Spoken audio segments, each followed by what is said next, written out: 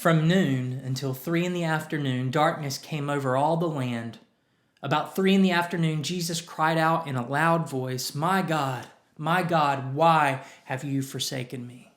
This anguished cry of Jesus in the final moments of his life is a heart-wrenching one. He's in deep pain. He's being mocked by everyone around him. He's been abandoned by his friends. And in this moment, he is sure God has abandoned him as well. But Jesus wasn't just crying out in pain. He was actually quoting the Old Testament, specifically the first line, the first sentence of Psalm 22, which means in these final moments of his life, Jesus was pulling this psalm into view. So what is Psalm 22? Psalm 22 was written by King David, an ancestor of Jesus from about 1,000 years before the time he lived. And it was written in a time of incredible difficulty. And David describes it in the psalm, which is kind of like a movie. It has a plot, and it begins in this place of abandonment. My God, why have you forsaken me?" And David goes on to describe his experience. He says that his bones are broken. He says that he's bloody from being stabbed, that he's surrounded on all sides by enemies that are more like vicious animals, lions and dogs, than human beings. But it's not just physical. He describes being scoffed at. He describes being mocked. He says that he feels like water being poured out and that his heart is melting inside of his chest like wax. No wonder he cried out in anguish.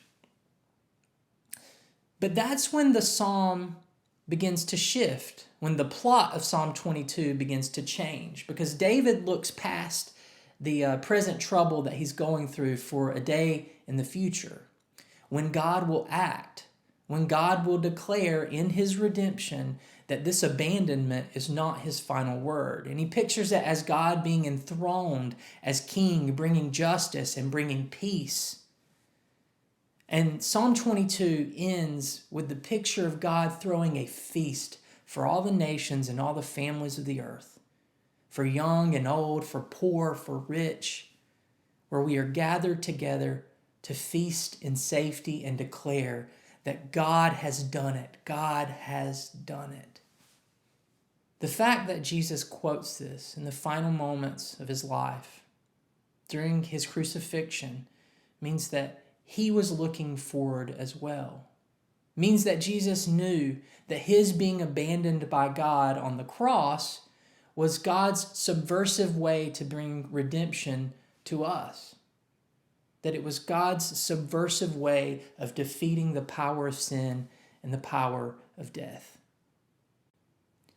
As we reflect on the tragedy of Jesus' crucifixion, the injustice of it all, let us realize this, that Jesus was abandoned by God, and he cried, my God, why have you forsaken me?" so that we don't have to.